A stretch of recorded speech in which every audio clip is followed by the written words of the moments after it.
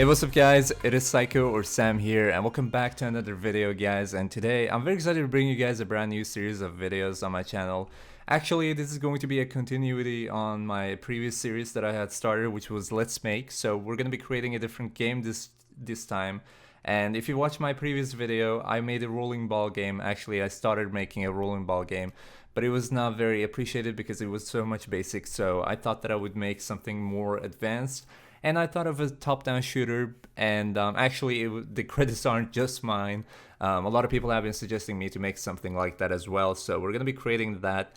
And it is going to include a bunch of different features like a ranking up system, which is going to be a little bit more advanced than the one that I actually made a tutorial of. If you haven't watched it yet, I'll try to link it in the description down below, or else there will be a link in the comments as well. But basically, before we start this video also guys, I would like to thank you for so much for all the support that you have been giving me. I'm also planning on making like a 10k special Q&A video, so if you have any questions that you would like to ask me and that you would like me to feature in my Q&A video, comment them down below, so in the comment section, and I'll try to get as many as possible. Like I could actually make it a very long video and just include everything, but I'm gonna try to make it so that I don't take way too much of your time, but at the same time I do answer as many questions as possible. And once again, if your question doesn't get featured, you can always ask me in the comments and I'll still reply to you. But basically, I feel like we can get started with this video. So we're gonna be creating the folders first and foremost, and then we're gonna move on to the scripting. And we're also going to import a few assets that are actually one single asset that is going to be important for this system to work. So first and foremost, I plan that we can start by creating a folder. So I just right click, create, and then pick folder. I'm gonna call this for scripts. It's supposed to be scripts, not just script. There we go. And I can also make a new one called scenes, or perhaps just scene. And inside of the scripts folder, I want to open up the scripts folder, and inside of here, I want to create a new C# script and call it player. And then I want to create a new one, a C# script again, and I want to call this one camera.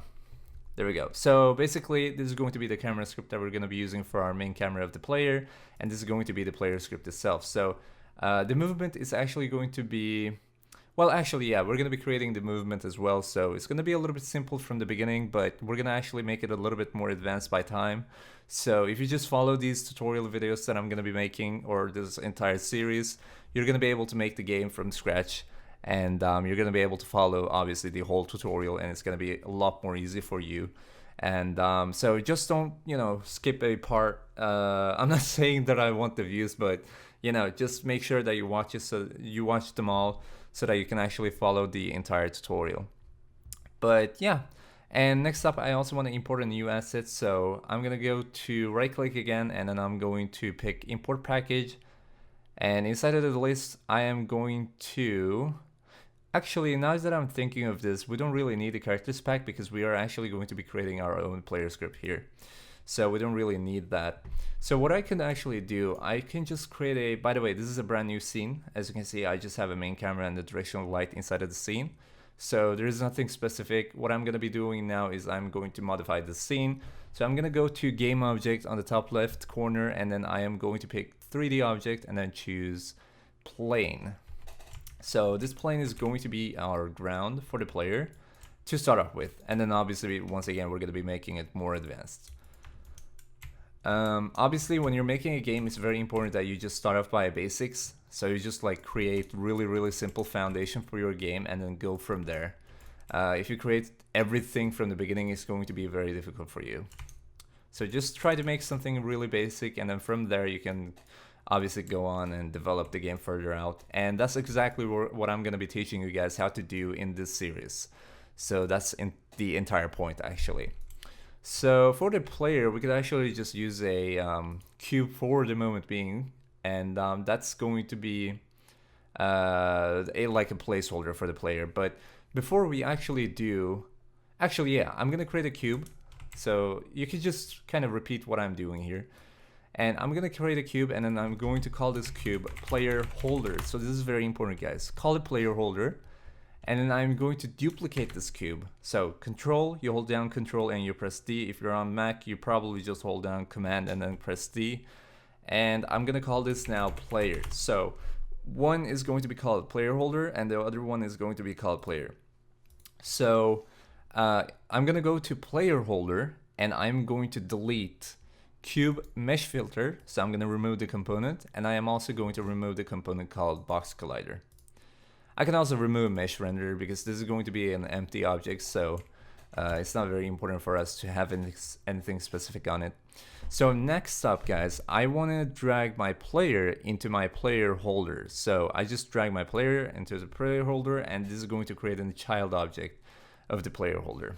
Or this is going to turn player into a child object of the player holder. So player holder is going to be the parent here. And you can also unfold this, but I prefer having it open. And for that matter, I'm also going to drag this to the top of my hierarchy so that I can actually keep an eye out. And it's going to be a little bit more easy for me. So now next up, I also want to add a new component to player holder. So almost everything that we're going to be doing on for our player, like adding a component and all that, is going to be going through player holder. But the reason I'm doing that is basically because the player is right now a cube.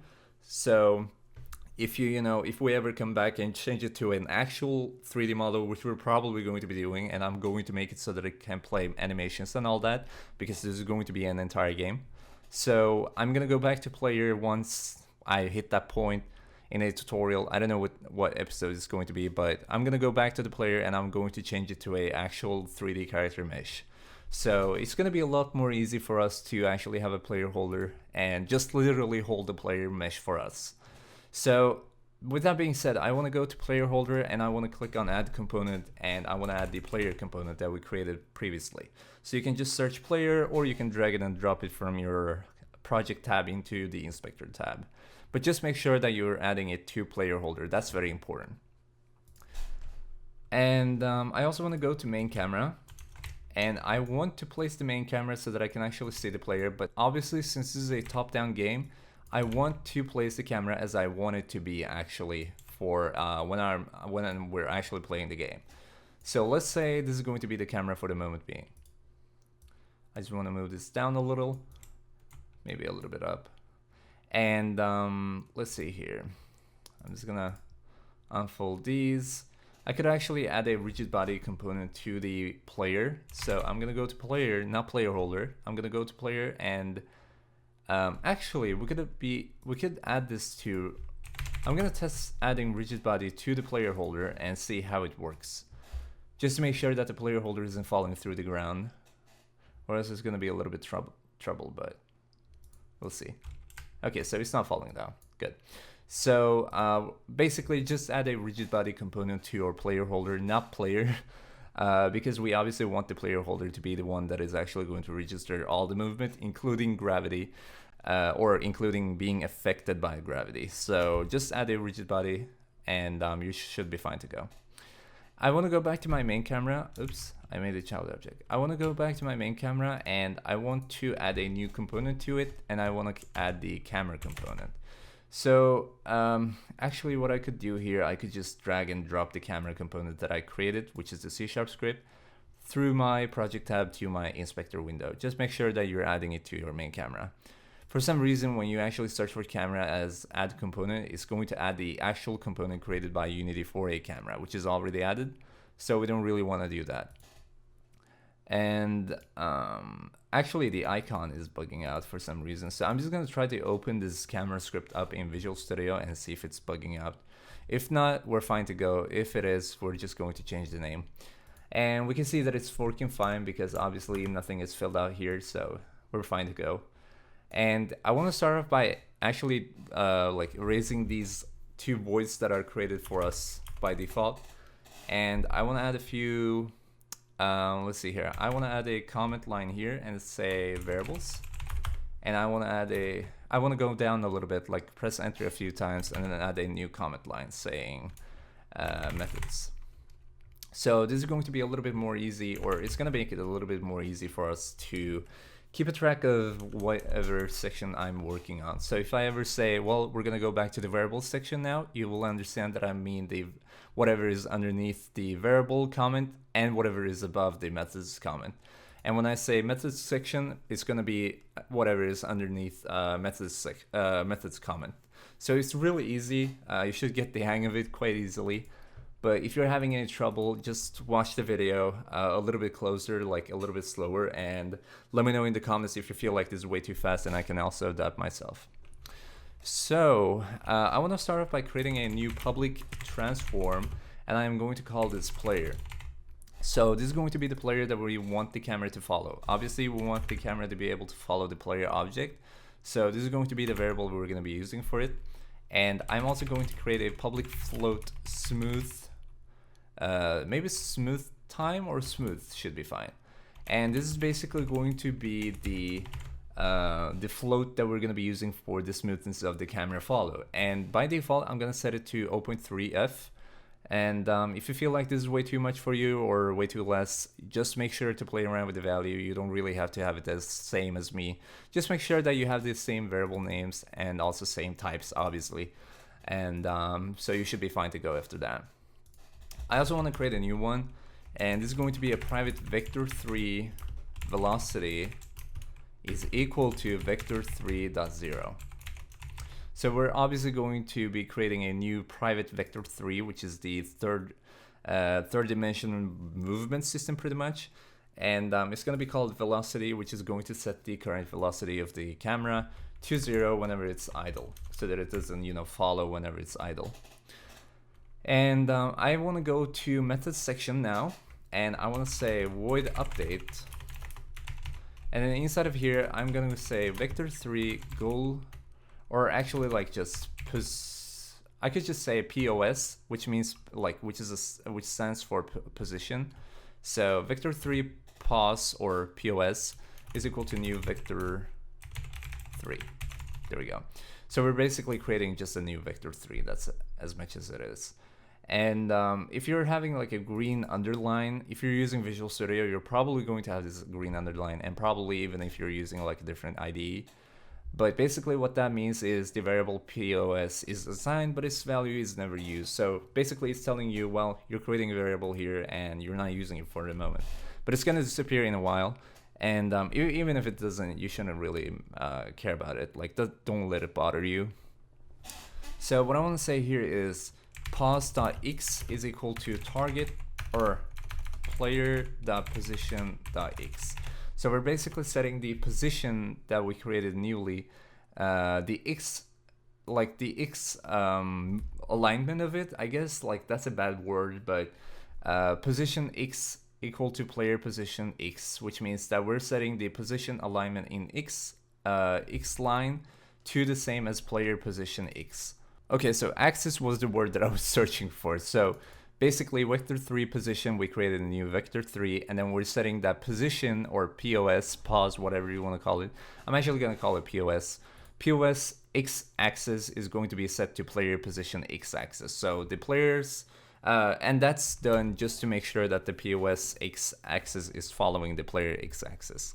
And when we're actually playing the game, it's going to make a little bit more sense to you. Right now, it's just a little bit difficult to kind of like describe what it does, but basically it's going to make a lot more sense when we're playing the game. And I also want to set the axis for z axis, so we're going to say pos.z, pretty much the same thing, and then we're going to set it to equal to player.position.z, so we're using the z axis. But before ending here, I also want to say minus 7f. So what this is going to do is we're going to set the the axis for the alignment in z axis, which means depth. So we're going to set the position z to player z, which is going to be the z axis once again, but we're going to make minus 7, and the 7 is going to represent how far we want the camera to be behind the player so that we can actually look at the player.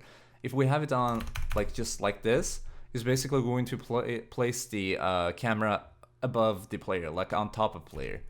And we don't want it because we obviously want to be able to see the player. So once again, this value is just experimental. I'm using 7 because it's my favorite number, so I'm a little bit biased there. But you can use a different value, and if this works for me, I'm gonna keep it like this. But if I feel like it's a little bit too close or even too far, I'm gonna change it up. So you can do the same for your game as well. And I want to do the same thing for position Y so that we can actually change the Y axis. So I'm just going to say pos.y is equal to player.position.y. Pretty much the same thing. And here we don't have to play around with the value, which is going to be like a 7f or anything, because we just want the Y axis to be the Y axis of the player. And next up, I want to set the actual position of the camera to the position that we're actually setting for position or the POS value that we're using. So I'm going to set transform.position, which means the position of this transform right now, basically the camera, is going to be equal to Vector3.smoothDamp, which is going to increase the smooth movement system. Or basically it's going to allow us to use the smooth movement system. And we're going to say transform.position POS ref velocity, and then we're going to say smooth. Should be working fine. Yeah, there we go. So basically we're just saying we're going to use the smooth damp function of Vector3, and we're setting the initial transform position to, or the initial position of this transform into this transform's position, and we're also setting the final position, which is going to be the following position, to the POS variable that we created, which is going to include the values of the player. And then we're just setting the velocity, and we're also setting smoothness to, or actually just setting a value for how smooth we want it to move. So it's going to be a little bit more easy for you once again when you go back to Unity, which we're going to do right now. So I want to go back to Unity, and I want my camera to load up these variables. And inside of player, I just want to drag the player. I want to drag the player holder. Sorry. So there we go. All right, so I can play the game now. And obviously we're not able to move the player right now, but you can see that the camera is moving already. And the Y-axis could be played around with a little bit from what I realized. But if you look at your scene window, it should be working fine when you move.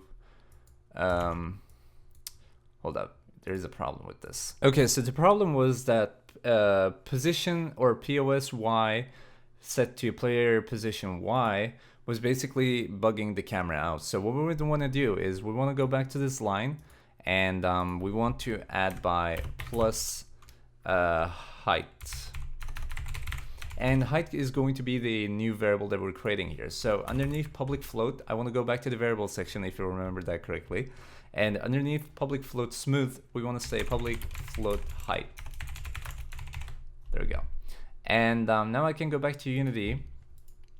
And inside of the, if I go back to main camera, inside of the camera component, we're going to have a new variable called height.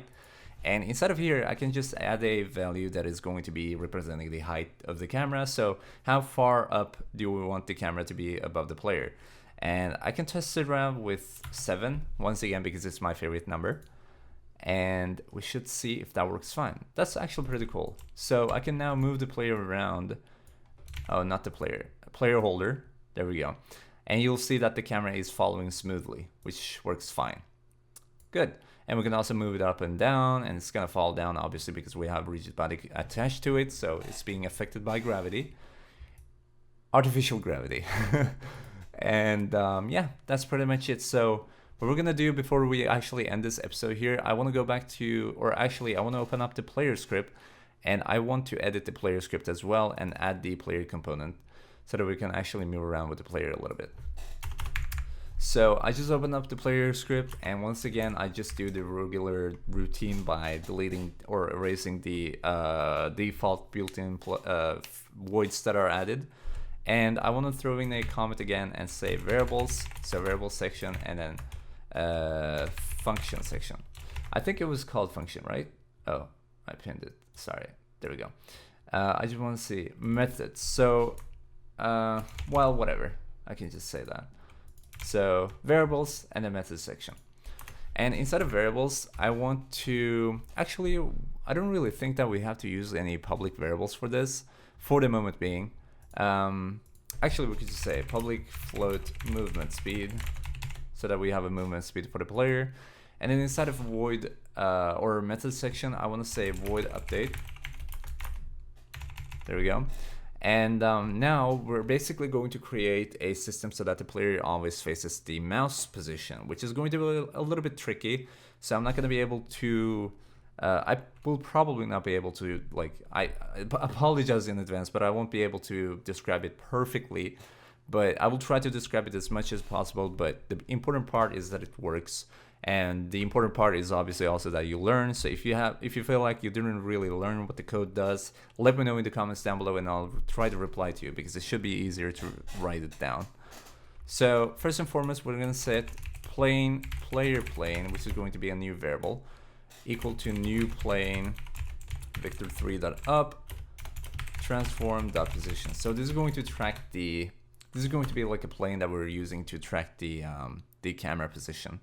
And now we're actually going to monitor or create a array that will actually monitor the position of the mouse, so that we can actually register it and see where the player should be facing and where the mouse is actually located. So array, and we can actually call this array. And this is very important. So you want to have capital R on array, the first array, and then the second array you just want to use a lowercase array, or R, sorry. And then you just say equal to camera.main.screen point to array input the mouse position. So this is basically going to create a new array, which is going to be using the main camera's screen point to array, which is like a function for using arrays, and it's going to convert the mouse position into an array, which is going to be casted onto other objects in order to actually detect where the mouse is looking, or at least where the mouse is. And I'm having a little bit of trouble here, as I can see. For some reason, it's not letting me use camera.main, which should be fine to use. Let me see here. What if I do like this? Nope. So we could actually have to attach the camera as a public game object. Actually, we can just do that. So I'll go back to variables section, and underneath public float movement speed, I'm gonna say public game object camera. Alright guys, so apparently what the problem was is the fact that I checked it on Google, or Unity's forums to be correct, and it says that as soon as you're using a camera script, or like a component that you create and you call it camera, it's going to automatically pick that camera script for some reason. Either that's a bug or I'm just being stupid, but basically there's a very easy fix, which you can basically just say, once again, array equal to unity engine.camera.main. So the only difference is that I just added unity engine dot, and that's pretty much it. So I'm gonna keep my public game object camera, because I'm probably going to be using that variable as soon as possible anyway, so I'm just gonna keep it the way it is. And I think we could just proceed with the code and see if it works out. If it's, you know, if it turns out to be like a bugged out again, I'm gonna try to come back and fix it, but it should be working fine. So I also want to have a variable that is going to be calculating the distance that the ray is actually hitting a game object, preferably the ground. So we're gonna say float maybe like hit dist, which is going to stand for hit distance, is equal to 0f. We could actually make that 0.0f just to make it a little bit more secure. There we go. And now I want to have an if statement that is going to be checking for if player plane.raycast ray comma and then out hit distance. So hit dist, and then obviously braces, or brackets, curly brackets, braces.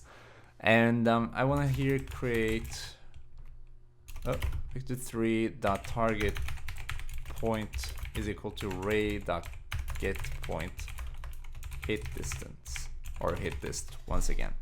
So we're just checking for if player plane is actually being hit by this ray that we created, and we're also calculating the Vector3, which is going to be the target point where the camera basically hits, and we're actually getting that point, and also calculating the hit distance, which is very important. So, and then I want to say Quaternion, there we go. Target rotation, I guess, or like player, yeah, target rotation should be fine. Rotation is equal to Quaternion dot look rotation. Let's see here. Target point, we're gonna be calling that variable that we created, and then we're gonna say minus transform that position. So that should be fine. This is going to be calculating the target rotation or the rotation of the player. That should be fine. The name transform does not exist in the current context. Oh, transform. Transform that position, that's what it's supposed to be. So I also want to set target rotation dot x to 0, so that we don't rotate it in wrong axis, so that it doesn't, you know, rotate like vertically. And I also want to set target rotation dot z to 0, because y is going to be the axis that we want to rotate it in, if I remember correctly. If it's wrong, I'm going to come back here and edit that, but it should be working fine as well. And last but not least, we want to set the transform dot rotation for the player, so that we actually do rotate the player. So these have been the calculations so far, and now we're going to be setting that or putting that to the effect. So transform dot rotation is equal to Quaternion dot slurp, which is going to be a function of the Quaternion family. I'm gonna try to leave some useful links for these Quaternions and Vector3s if you guys would like to see them. Either in the, well, yeah, I can link them in the description, and I'm gonna try not to forget this time. I am so bad at it, like I'm way too terrible about it, but I'm gonna try to remember, and I'm actually going to note it somewhere so that I don't forget about that. But anyway, so Quaternion.slurp, and inside of parentheses we're gonna set transform that rotation, sorry, and then target rotation. Let's try with the smoothness of 7f again, just because it's my favorite number once again. And then we're gonna set that to, or multiply that by time.delta time, so we actually do rotate every second. And it's gonna be rotating by 7 units or 7 float units, whatever, by each second. Basically, when you multiply a value by time.delta time, it's gonna mean that it's going to be doing something, in this case rotate, by 7 units or whatever, in each second. So that's pretty much it. With that being said, I can actually go back to Unity and we'll try this out. So the cube should be rotating towards the mouse. So if I just, oh, and also I can also just go to player holder and attach the camera to the camera spot here. It's not very important right now because we're not using the camera variable, but still, you know, in the future we're going to be using that, and you want to be able to actually still have a value for that. And for movement speed, you can set it to 10. Once again, we're also not using movement right now, but you can still have the value just to make sure that you don't really forget about it. So you can see that the cube is actually facing the mouse position, which is really good. And what I'm gonna do to make a better demonstration of this, I'm actually gonna create a very simple movement system for just forward movement. So I'm gonna jump down below this if player plane. Actually, I can also cast, or like call a comment here and say player facing mouse, just so that we actually have a little bit of commented source code. And below that, I'm going to say player movement. And inside of here, I'm just gonna say if input.getKey down keycode.w transform.translate vector3.forward times movement speed times time.delta time. There we go, and then end it off. I'm obviously going to make a more advanced movement system for this, but for the moment being, I just want to test this out because I've seen that the facing, or like the rotation of the player, is working properly, as well as the camera, but I still want to make sure that it works out fine. So I made a mistake once again, and this is very usual. So instead of using input.getKey down, you want to say input.getKey. That's going to mean, the difference is that if you're using getKey, that means you're holding down the button that you actually refer to here, which is W in my case. And if you say getKey down, it means you just click the key, and then, you know, if you ever hold it, it's not going to play any, it's not going to make any matter. So you just want to have getKey in order to press and hold down the button. So Now you can see that we can actually move the player freely, and you can also see that the movement speed is way too high, so I'm gonna lower that value in just a bit. Let's try with 7. I mean, every 7, like 7s have been working out fine for the moment. Have you realized that, guys? Like 7s are actually really good. That's my lucky number, my favorite number, and also the number that also works with whatever you do in Unity. 7 is like the new 42, the answer to forgetting universe and stuff. Every day you learn something new on this channel, even I do. So yeah, that's pretty much it for this episode, guys. I hope you all enjoyed this video. Before I actually end this off, yeah, whatever. Actually, I can create the material in my next episode. But anyway, thank you guys so much for watching this episode of Let's Make. I'm still forgetting the name of this series. But thank you so much for watching. I hope you all enjoyed, and I hope you all found this helpful. If you did, make sure to let me know in the comments down below, and also leave a like down below, guys. It really helps me out a lot. And it also supports me and shows me the support that you're giving for my videos. And it also makes it a little bit easier for me to understand what videos that I should keep on making. So if you want to see more of this tutorial, let me know by clicking the like down below, and also leave a comment if you have any feedback, if you have any features that you would like to see in this game. And yeah, with that being said, also hit that subscribe button down below in the face if you want to stay up to tuned for new videos coming soon. And I'll catch you guys in the comments down below. See you guys, peace out, bye bye.